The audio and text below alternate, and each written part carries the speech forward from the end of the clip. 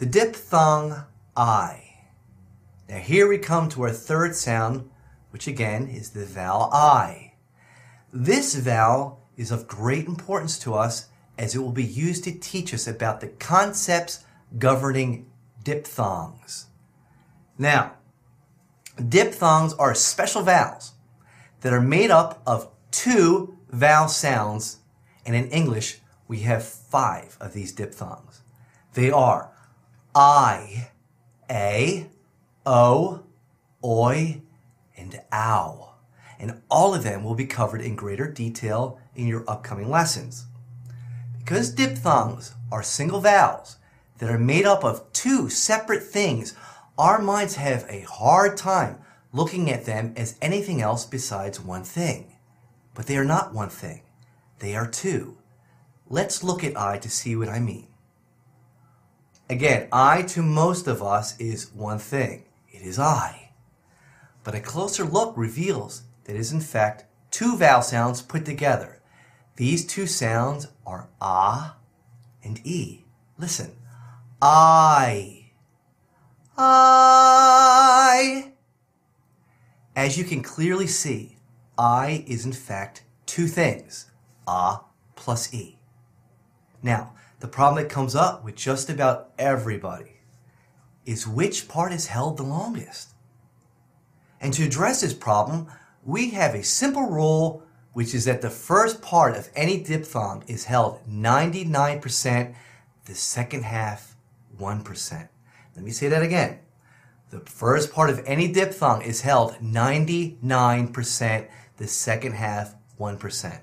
When we break this rule in any way, the word that we are singing will sound off, and when done more severely can actually sound comical. To demonstrate, I will sing the word time, and I will hold on to the E part longer than the ah, and then sing it correctly so that we can compare the 2.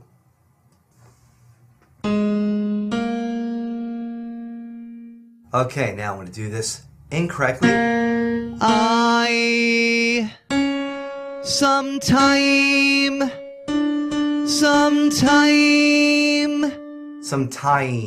Now, to do it correctly, I sometime.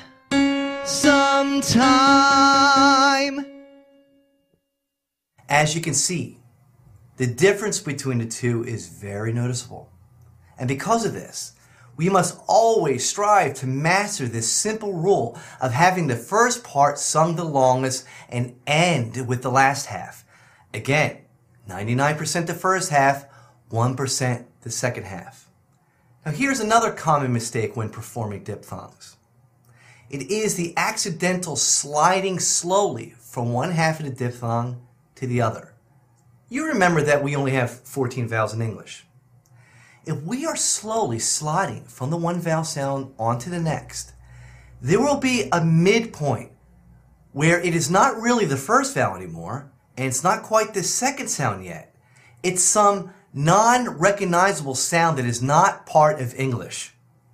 When we sing diphthongs, strive to sing the first vowel as the first vowel, all the way to the second vowel. It is this second vowel that again we end with. If you are singing anything with I in it, when you decide that this sound is done, end it with the second half, which is E, and go on to the next one quickly. Now, as with all rules within art, it is often said that they are meant to be broken. Rules are meant to be broken. And the same is true of diphthongs. They are a perfect part of singing to mess around with if we're trying to develop style. But just remember, rules have to be known before we can break them.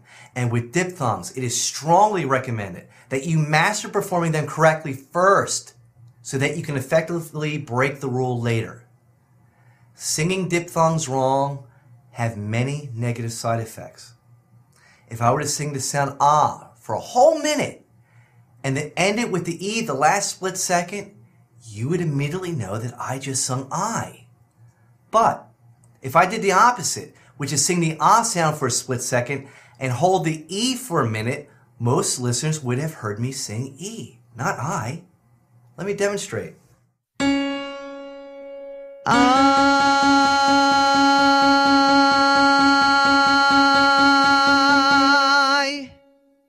I'll do it wrong.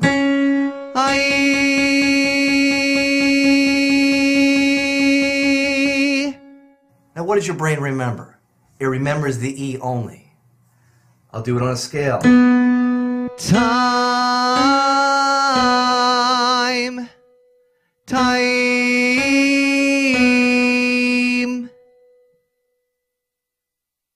In other words, singing diphthongs correctly makes the words more clearly understood.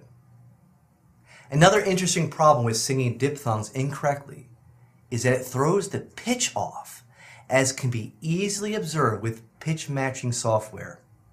When we sing diphthongs incorrectly, the pitch oftentimes goes flat.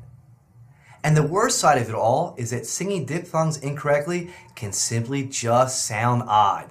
It really can. Because there are 5 of these sounds in English. They pop up in any given sentence constantly. So be mindful of them. And again, always strive to sing the first half 99% and end with the last half. Now, the vowel I is by far the easiest of all the diphthongs to master. So start with them first.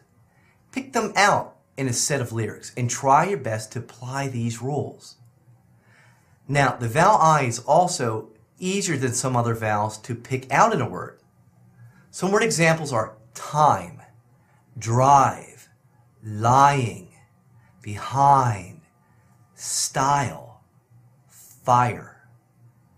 As you probably can tell, the R in fire really increases the level of difficulty when singing this word. And it is actually on our list of the most difficult common words to sing. I is known as a moving projection, as it starts off with no secondary projection point because of the ah, but then moves forward to the E, which has a secondary projection point behind the upper front teeth. Of course, the primary projection point is always maintained for all vowels, as this is our voice placement, which again is in the back of the hard palate. Now before we go, I just want to say to you that although we are now aware of the existence of secondary projection points with vowel sounds, I would like to say that there is no need to get overly focused on it. The initial starting point is the important element for correct tone, and that should always be monitored. If you don't have the correct secondary projection point, the vowel sound will simply not sound like the vowel sound you're shooting for. Your E won't sound like E, for instance. It will sound more like eh or eh. So when this happens, you can correct it by simply trying to make the sound more like the vowel you're shooting for. And if this vowel becomes a bit of a challenge, then yes, use your knowledge of the vowel secondary projection point to correct it. Remember, try to look at your lyrics phonetically. Pick out the vowels and diphthongs, and strive to apply the rules that you have learned regarding vowels and consonants. The more thought you put into this, I guarantee you, the better your voice will sound. I am Stephen J. Childs of virtualvoicelessons.net, and I would like to say thank you for listening, and God bless.